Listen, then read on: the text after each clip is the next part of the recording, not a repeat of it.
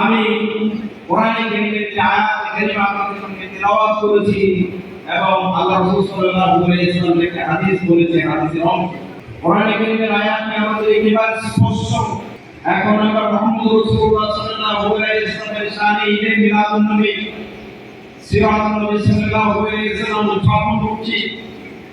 সেই জায়গায় নবী করিম সাল্লাল্লাহু আলাইহি ওয়াসাল্লামের আদর্শ প্রতিষ্ঠার জন্য আমরা কথা বলছি, আদর্শকে লালন করার কথা বলছি।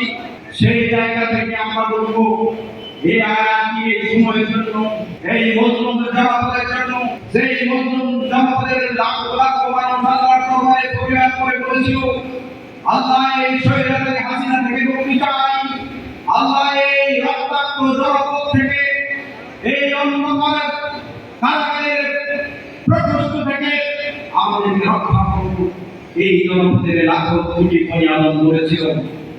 আজকে তাদের কষ্ট, তাদের ধৈর্য, তাদের ত্যাগের বিনিময়ে আল্লাহ তাআলা এই বাংলা জমিনকে আমাদের জন্য উপহার দিলেন।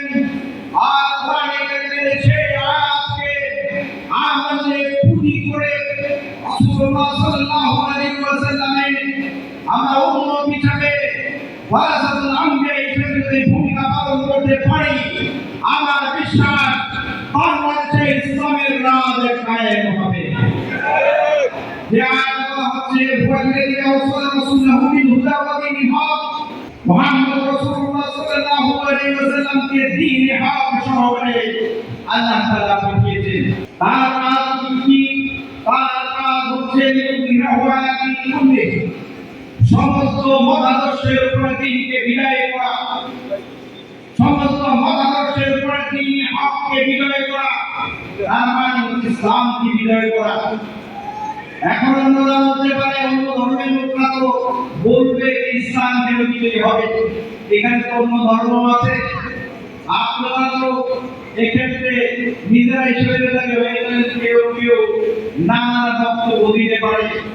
ইসলামের সুবহান আদর্শ এখানে যখন অধিকাংশ মানুষ ইসলামের পক্ষে হবে, দ্বীনের পক্ষে হবে, ইসলামের সুশাসনের পক্ষে হবে, সেখানে অটোমেটিক্যালি এদেশের ইসলামী নেতৃত্ব যদি হয়, এখানে ইসলামের রাজ কায়েম হবে।